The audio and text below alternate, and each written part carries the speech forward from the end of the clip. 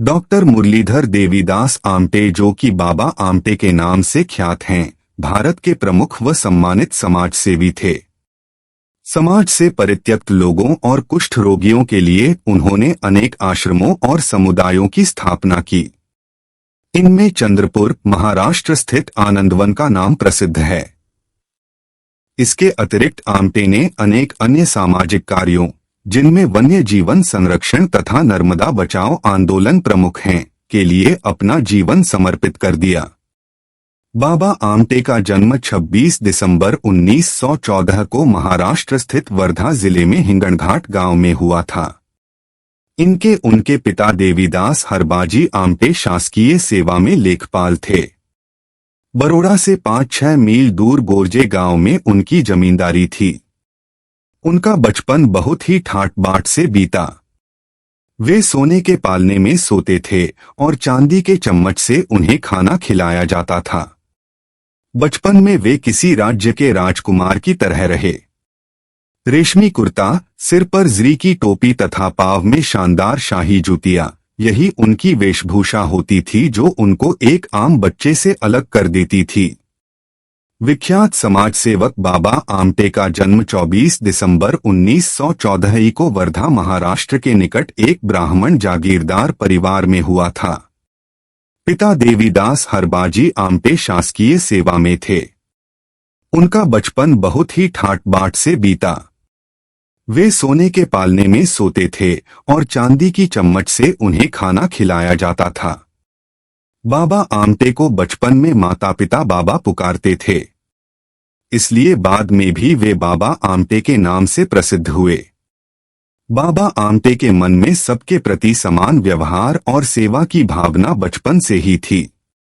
9 वर्ष के थे तभी एक अंधे भिखारी को देखकर इतने द्रवित हुए कि उन्होंने ढेरों रुपए उसकी झोली में डाल दिए थे। 1942 में भारत छोड़ो आंदोलन के दौरान जेल गए।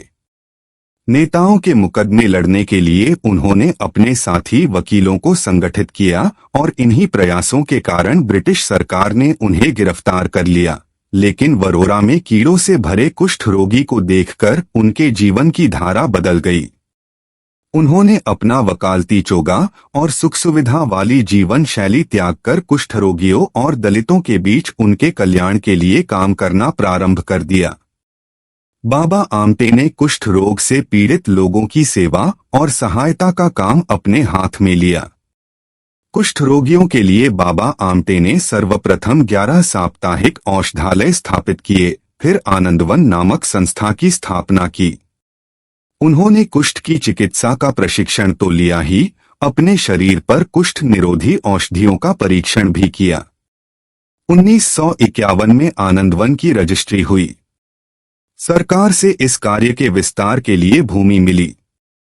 बाबा आमटे के प्रयत्न से 2 अस्पताल बने, विश्वविद्यालय स्थापित हुआ, एक अनाथालय खोला गया, नेत्रहीनों के लिए स्कूल बना और तकनीकी शिक्षा की भी व्यवस्था हुई। आनंदवन आश्रम अब पूरी तरह आत्मनिर्भर है और लगभग 5000 व्यक्ति उससे आजीविका चला रहे हैं। बाबा आमटे ने राष्ट्रीय एकता को बढ़ावा देने के लिए 1985 में कश्मीर से कन्याकुमारी तक और 1988 में असम से गुजरात तक 2 बार भारत जोड़ो आंदोलन चलाया। नर्मदा घाटी में सरदार सरोवर बांध निर्माण और इसके फलस्वरूप हजारों आदिवासियों के विस्थापन का विरोध करने के लिए 1989 में बाबा आमटे ने बांध बनने से डूब जाने वाले क्षेत्र में निजी बल, आंतरिक बल नामक एक छोटा आश्रम बनाया। बाबा आमटे का विवाह भी एक सेवाधर्मी युवती साधना से विचित्र परिस्थितियों में हुआ। बाबा आमटे को 2 संतान प्राप्त हुई, प्रकाश आमटे एवं विकास आमटे। बाबा आमटे ने MA LLB तक की पढ़ाई की। उनकी पढ़ाई क्रिश्चियन मिशन स्कूल नागपुर में हुई और फिर उन्होंने नागपुर विश्वविद्यालय में कानून की पढ़ाई की और कई दिनों तक वर्धा में वकालत करने लगे। परंतु जब उनका ध्यान अपने तालुके के लोगों की गरीबी की ओर गया तो वकालत छोड़कर वे अंत्यजों और भंगियों की सेवा में लग गए। उनकी 4 बहनें और एक भाई था। जिन युवाओं ने बाबा को कुटिया में सदा लेटे हुए ही देखा, शायद ही कभी अंदाज लगा पाए होंगे कि यह शख्स जब खड़ा रहा करता था तब क्या कह ढाता था। अपनी युवावस्था में धनी जमींदार का यह बेटा तेज कार चलाने और हॉलीवुड की फिल्म देखने का शौकीन था। अंग्रेजी फिल्मों पर लिखी उनकी समीक्षाएं इतनी दमदार हुआ करती थीं कि एक बार अमेरिकी अभिनेत्री नोर्मा शेरर ने भी उन्हें पत्र लिखकर दाद दी। उन्हें बाबा इसलिए नहीं कहा जाता था कि वे कोई संत या महात्मा थे, बल्कि उन्हें इसलिए बाबा कहा जाता था क्योंकि उनके माता पिता ही उन्हें इस नाम से पुकारते थे। समय के साथ साथ वे भी 14 साल के हुए और उन्होंने अपनी खुद की गन बंदूक ले ली और उससे वे सुअर और हिरन का शिकार किया करते थे। जब वे गाड़ी चलाने जितने बड़े हुए तब उन्हें एक स्पोर्ट कार दी गई थी जिसे चीते की चमड़ी से ढका गया था। उन्हें कभी निचली जाति के बच्चों के साथ खेलने से नहीं रोका गया था। बचपन से ही उन्हें जाति भेद में भरोसा नहीं था। वे सभी को एक समान मानते थे और हमेशा से कहते थे कि उनका परिवार इस सामाजिक भेदभावों को नहीं मानता। कानून विषय पर उन्होंने वर्धा में खास अभ्यास कर रखा था। जल्द ही वे भारतीय स्वतंत्रता सेनानियों में शामिल हो गए और भारत को ब्रिटिश राज से मुक्ति दिलाने में लग गए और भारतीय स्वतंत्रता नेताओं के लिए वे बचाव पक्ष वकील का काम करते थे। 1942 के भारत छोड़ो आंदोलन में जिन भारतीय नेताओं को ब्रिटिश सरकार ने कारावास में डाला था, उन सभी नेताओं का बचाव बाबा आमटे ने किया था। इसके बाद थोड़ा समय उन्होंने महात्मा गांधी के सेवाग्राम आश्रम में बिताया और गांधीवाद के अनुयायी बने रहे। इसके बाद जीवन भर वे गांधी विचारों पर चलते रहे, जिसमें चरखे से उनकी कटाई करना और खादी कपड़े पहनना भी शामिल है। जब गांधी जी को पता चला कि आमटे ने ब्रिटिश सैनिकों से एक लड़की की जान बचाई है, तो गांधी जी ने आमटे को अभय साधक का नाम दिया। बाबा आमटे का सबसे महत्वपूर्ण कार्य कुष्ठ रोगियों की सेवा के लिए आनंदवन नामक संस्था की स्थापना का था। जब वे 35 वर्ष के थे तब उन्होंने उसकी स्थापना की थी। आज वह एक विशाल रूप धारण कर चुकी है। आनंदवन के साथ ही उन्होंने एक अंध विद्यालय की स्थापना भी की। गरीब बेसहारा बच्चों को आत्मनिर्भर बनाने हेतु उन्होंने गोकुल नामक संस्थान का गठन व संचालन किया। डॉक्टर मुरलीधर देवीदास आमटे, जो कि बाबा आमटे के नाम से ख्यात हैं, भारत के प्रमुख व सम्मानित समाजसेवी थे। समाज से परित्यक्त लोगों और कुष्ठ रोगियों के लिए उन्होंने अनेक आश्रमों और समुदायों की स्थापना की। इनमें चंद्रपुर, महाराष्ट्र स्थित आनंदवन का नाम प्रसिद्ध है। इसके अतिरिक्त आमटे ने अनेक अन्य सामाजिक कार्यों, जिनमें वन्य जीवन संरक्षण तथा नर्मदा बचाओ आंदोलन प्रमुख हैं, के लिए अपना जीवन समर्पित कर दिया। बाबा आमटे का जन्म 26 दिसंबर 1914 को महाराष्ट्र स्थित वर्धा जिले में हिंगणघाट गांव में हुआ था। उनके पिता देवीदास हरबाजी आमटे शासकीय सेवा में लेखपाल थे। बरोड़ा से 5-6 मील दूर गोरजे गांव में उनकी जमींदारी थी। उनका बचपन बहुत ही ठाट बाट से बीता। वे सोने के पालने में सोते थे और चांदी के चम्मच से उन्हें खाना खिलाया जाता था। बचपन में वे किसी राज्य के राजकुमार की तरह रहे। रेशमी कुर्ता, सिर पर जरी की टोपी तथा पांव में शानदार शाही जूतियां, यही उनकी वेशभूषा होती थी जो उनको एक आम बच्चे से अलग कर देती थी। विख्यात समाज सेवक बाबा आमटे का जन्म 24 दिसंबर 1914 को वर्धा, महाराष्ट्र के निकट एक ब्राह्मण जागीरदार परिवार में हुआ था। पिता देवीदास हरबाजी आमटे शासकीय सेवा में थे। उनका बचपन बहुत ही ठाट बाट से बीता। वे सोने के पालने में सोते थे और चांदी की चम्मच से उन्हें खाना खिलाया जाता था। बाबा आमटे को बचपन में माता पिता बाबा पुकारते थे, इसलिए बाद में भी वे बाबा आमटे के नाम से प्रसिद्ध हुए। बाबा आमटे के मन में सबके प्रति समान व्यवहार और सेवा की भावना बचपन से ही थी। 9 वर्ष के थे तभी एक अंधे भिखारी को देखकर इतने द्रवित हुए कि उन्होंने ढेरों रुपए उसकी झोली में डाल दिए थे।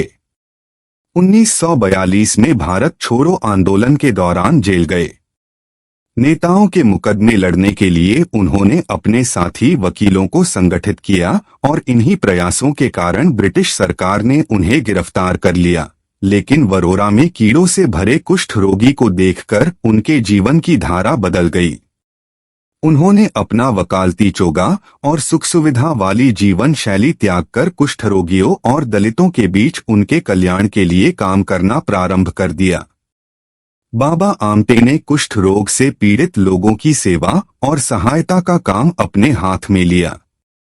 कुष्ठ रोगियों के लिए बाबा आमटे ने सर्वप्रथम 11 साप्ताहिक औषधालय स्थापित किए, फिर आनंदवन नामक संस्था की स्थापना की।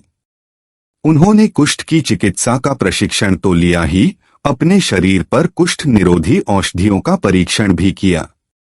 1951 में आनंदवन की रजिस्ट्री हुई। सरकार से इस कार्य के विस्तार के लिए भूमि मिली। बाबा आमटे के प्रयत्न से 2 अस्पताल बने, विश्वविद्यालय स्थापित हुआ, एक अनाथालय खोला गया, नेत्रहीनों के लिए स्कूल बना और तकनीकी शिक्षा की भी व्यवस्था हुई। आनंदवन आश्रम अब पूरी तरह आत्मनिर्भर है और लगभग 5000 व्यक्ति उससे आजीविका चला रहे हैं। बाबा आमटे ने राष्ट्रीय एकता को बढ़ावा देने के लिए 1985 में कश्मीर से कन्याकुमारी तक और 1988 में असम से गुजरात तक 2 बार भारत जोड़ो आंदोलन चलाया।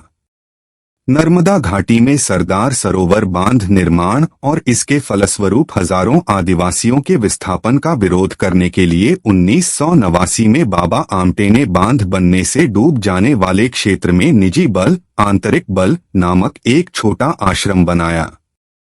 बाबा आमटे का विवाह भी एक सेवाधर्मी युवती साधना से विचित्र परिस्थितियों में हुआ। बाबा आमटे को 2 संतान प्राप्त हुई, प्रकाश आमटे एवं विकास आमटे। बाबा आमटे ने MA LLB तक की पढ़ाई की। उनकी पढ़ाई क्रिश्चियन मिशन स्कूल नागपुर में हुई और फिर उन्होंने नागपुर विश्वविद्यालय में कानून की पढ़ाई की और कई दिनों तक वर्धा में वकालत करने लगे। परंतु जब उनका ध्यान अपने तालुके के लोगों की गरीबी की ओर गया तो वकालत छोड़कर वे अंत्यजों और भंगियों की सेवा में लग गए। उनकी 4 बहनें और एक भाई था। जिन युवाओं ने बाबा को कुटिया में सदा लेटे हुए ही देखा, शायद ही कभी अंदाज लगा पाए होंगे कि यह शख्स जब खड़ा रहा करता था तब क्या कह ढाता था। अपनी युवावस्था में धनी जमींदार का यह बेटा तेज कार चलाने और हॉलीवुड की फिल्म देखने का शौकीन था। अंग्रेजी फिल्मों पर लिखी उनकी समीक्षाएं इतनी दमदार हुआ करती थीं कि एक बार अमेरिकी अभिनेत्री नोर्मा शेरर ने भी उन्हें पत्र लिखकर दाद दी। उन्हें बाबा इसलिए नहीं कहा जाता था कि वे कोई संत या महात्मा थे, बल्कि उन्हें इसलिए बाबा कहा जाता था क्योंकि उनके माता पिता ही उन्हें इस नाम से पुकारते थे। समय के साथ साथ वे भी 14 साल के हुए और उन्होंने अपनी खुद की गन बंदूक ले ली और उससे वे सुअर और हिरन का शिकार किया करते थे। जब वे गाड़ी चलाने जितने बड़े हुए तब उन्हें एक स्पोर्ट कार दी गई थी जिसे चीते की चमड़ी से ढका गया था। उन्हें कभी निचली जाति के बच्चों के साथ खेलने से नहीं रोका गया था। बचपन से ही उन्हें जाति भेद में भरोसा नहीं था। वे सभी को एक समान मानते थे और हमेशा से कहते थे कि उनका परिवार इस सामाजिक भेदभावों को नहीं मानता। कानून विषय पर उन्होंने वर्धा में खास अभ्यास कर रखा था। जल्द ही वे भारतीय स्वतंत्रता सेनानियों में शामिल हो गए और भारत को ब्रिटिश राज से मुक्ति दिलाने में लग गए और भारतीय स्वतंत्रता नेताओं के लिए वे बचाव पक्ष वकील का काम करते थे। 1942 के भारत छोड़ो आंदोलन में जिन भारतीय नेताओं को ब्रिटिश सरकार ने कारावास में डाला था, उन सभी नेताओं का बचाव बाबा आमटे ने किया था। इसके बाद थोड़ा समय उन्होंने महात्मा गांधी के सेवाग्राम आश्रम में बिताया और गांधीवाद के अनुयायी बने रहे। इसके बाद जीवन भर वे गांधी विचारों पर चलते रहे, जिसमें चरखे से उनकी कटाई करना और खादी कपड़े पहनना भी शामिल है। जब गांधी जी को पता चला कि आमटे ने ब्रिटिश सैनिकों से एक लड़की की जान बचाई है, तो गांधी जी ने आमटे को अभय साधक का नाम दिया। बाबा आमटे का सबसे महत्वपूर्ण कार्य कुष्ठ रोगियों की सेवा के लिए आनंदवन नामक संस्था की स्थापना का था।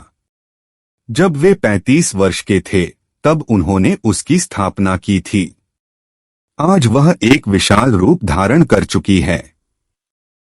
आनंदवन के साथ ही उन्होंने एक अंध विद्यालय की स्थापना भी की।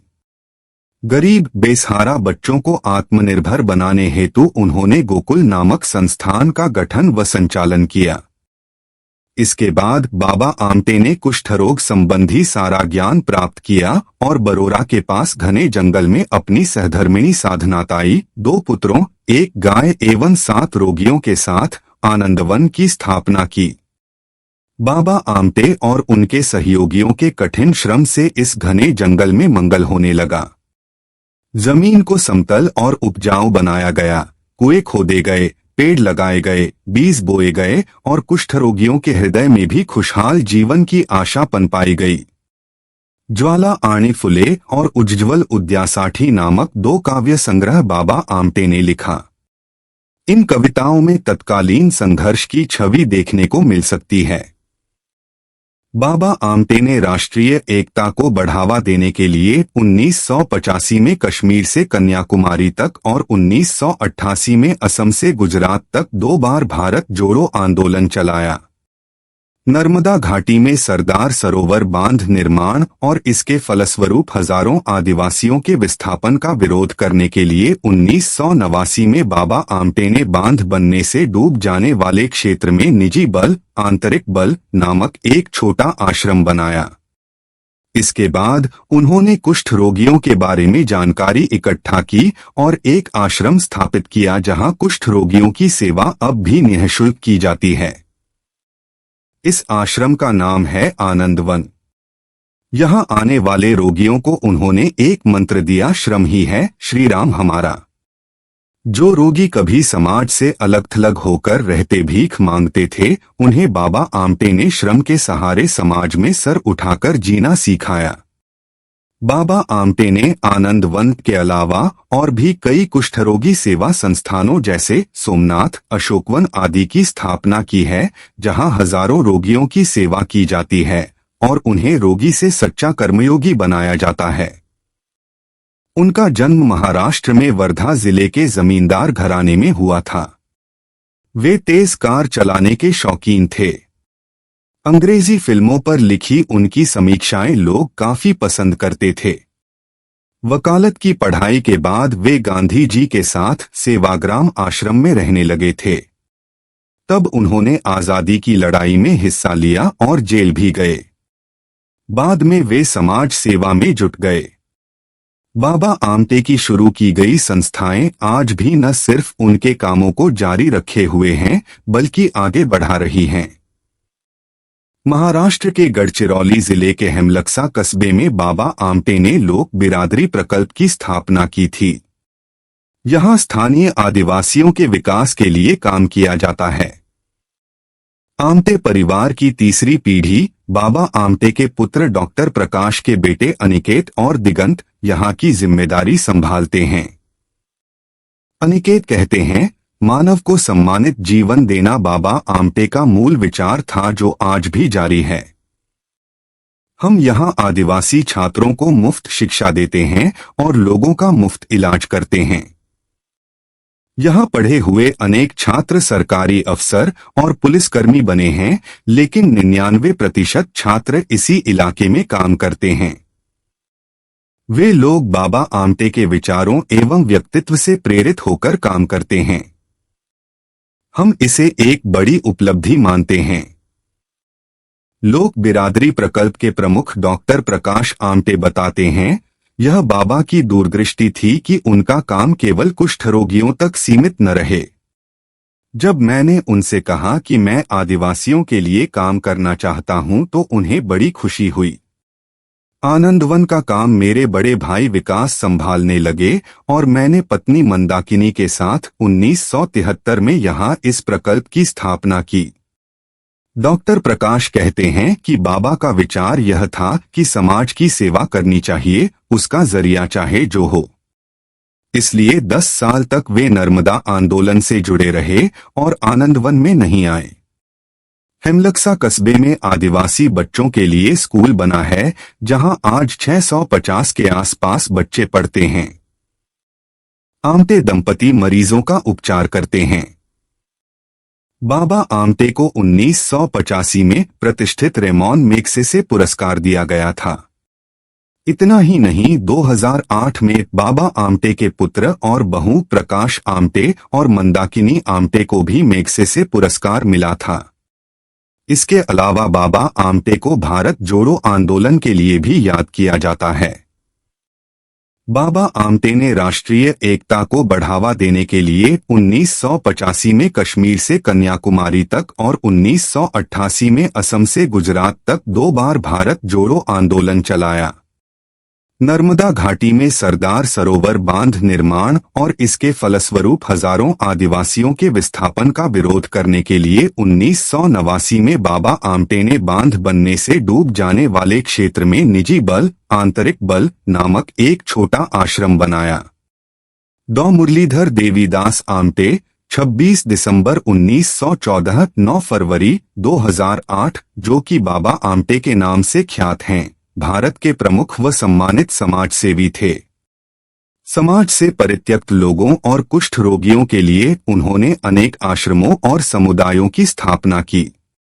इनमें चंद्रपुर, महाराष्ट्र स्थित आनंदवन का नाम प्रसिद्ध है। इसके अतिरिक्त आमटे ने अनेक अन्य सामाजिक कार्यों, जिनमें वन्य जीवन संरक्षण तथा नर्मदा बचाओ आंदोलन प्रमुख हैं, के लिए अपना जीवन समर्पित कर दिया। 9 फरवरी 2008 को बाबा का 94 साल की आयु में चंद्रपुर जिले के वडोरा स्थित अपने निवास में निधन हो गया। बाबा आमटे का जन्म 26 दिसंबर 1914 को महाराष्ट्र स्थित वर्धा जिले में हिंगणघाट गांव में हुआ था। उनके पिता देवीदास हरबाजी आमटे शासकीय सेवा में लेखपाल थे। बरोड़ा से 5-6 मील दूर गोरजे गांव में उनकी जमींदारी थी। उनका बचपन बहुत ही ठाट बाट से बीता। वे सोने के पालने में सोते थे और चांदी के चम्मच से उन्हें खाना खिलाया जाता था। बचपन में वे किसी राज्य के राजकुमार की तरह रहे। रेशमी कुर्ता, सिर पर जरी की टोपी तथा पांव में शानदार शाही जूतियां, यही उनकी वेशभूषा होती थी जो उनको एक आम बच्चे से अलग कर देती थी। उनकी 4 बहनें और एक भाई था। जिन युवाओं ने बाबा को कुटिया में सदा लेटे हुए ही देखा, शायद ही कभी अंदाज लगा पाए होंगे कि यह शख्स जब खड़ा रहा करता था तब क्या कहर ढाता था। अपनी युवावस्था में धनी जमींदार का यह बेटा तेज कार चलाने और हॉलीवुड की फिल्म देखने का शौकीन था। अंग्रेजी फिल्मों पर लिखी उनकी समीक्षाएं इतनी दमदार हुआ करती थीं कि एक बार अमेरिकी अभिनेत्री नोर्मा शेरर ने भी उन्हें पत्र लिखकर दाद दी। बाबा आमटे ने MA LLB तक की पढ़ाई की।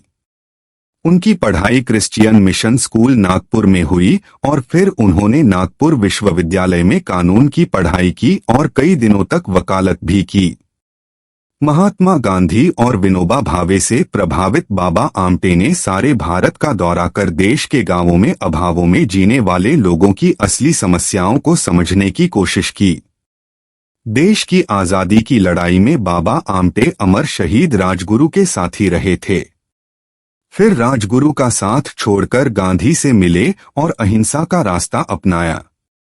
विनोबा भावे से प्रभावित बाबा आमटे ने सारे भारत का दर्शन किया और इस दर्शन के दौरान उन्हें गरीबी, अन्याय आदि के भी दर्शन हुए और इन समस्याओं को दूर करने की अपराजेय ललक रूपी जल्द ही इनके हृदय में हिचकोरे लेने लगा। He was a great man। एक दिन बाबा ने एक कोढ़ी को धुआंधार बारिश में भीगते हुए देखा। उसकी सहायता के लिए कोई आगे नहीं आ रहा था। उन्होंने सोचा कि अगर इसकी जगह मैं होता तो क्या होता।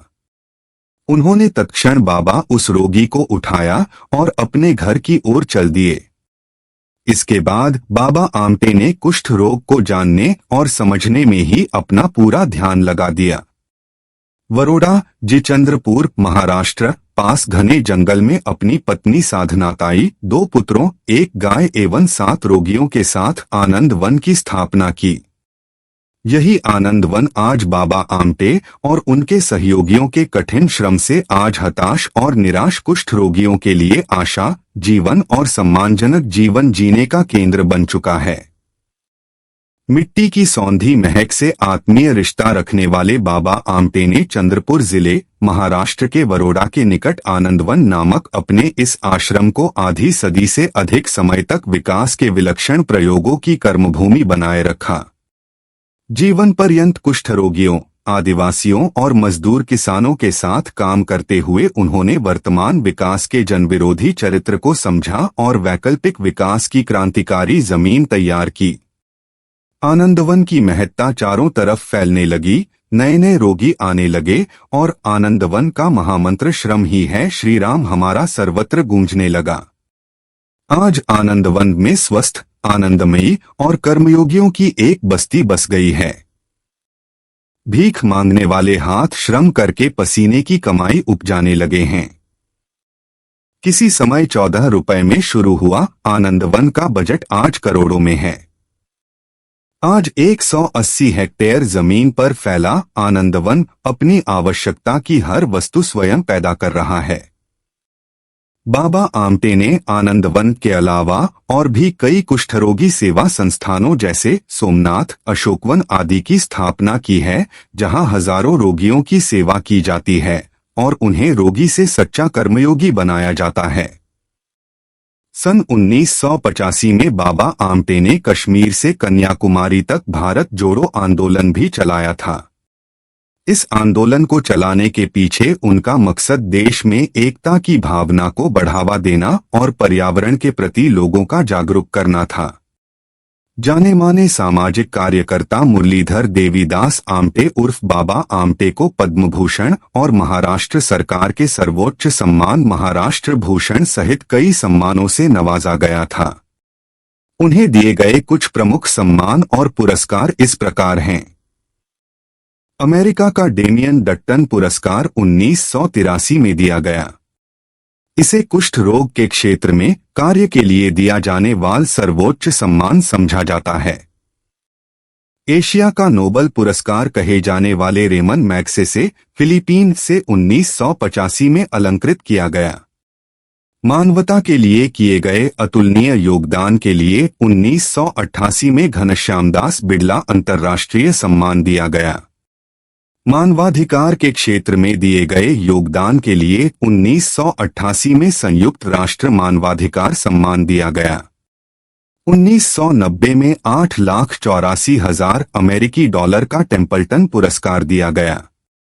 धर्म के क्षेत्र का नोबेल पुरस्कार नाम से मशहूर इस पुरस्कार में विश्व में सबसे अधिक धनराशि दी जाती है। पर्यावरण के लिए किए गए योगदान के लिए 1991 में ग्लोबल 500 संयुक्त राष्ट्र सम्मान से नवाजा गया। स्वीडन ने 1992 में राइट लाइवलीहुड सम्मान दिया। भारत सरकार ने 1971 में पद्मश्री से नवाजा। 1986 में पद्म भूषण दिया, जिसे 8 जून 1991 में वापस कर दिया। 1985 से 86 में पूना विश्वविद्यालय ने डीलिट उपाधि दी। 1980 में नागपुर विश्वविद्यालय ने डीलिट उपाधि दी। 1979 में जमनालाल बजाज सम्मान, 2004 के महाराष्ट्र भूषण सम्मान देने की घोषणा। महाराष्ट्र सरकार के यह सर्वोच्च सम्मान उन्हें 1 मई 2005 में आनंदवन में दिया गया। 1999 में गांधी शांति पुरस्कार दिया गया। बीते साल 2018 में सर्च इंजन गूगल ने डूडल के माध्यम से बाबा आमटे को याद किया था। गूगल ने अपने डूडल में बाबा आमटे का एक स्लाइड शो तैयार किया और इसमें 5 फोटो शामिल की थी। इन सभी फोटो में बाबा आमटे की ओर से की गई समाज सेवा, उनके जीवन दर्शन और कुष्ठ रोगियों के लिए किए गए कार्यों को दिखाया गया था।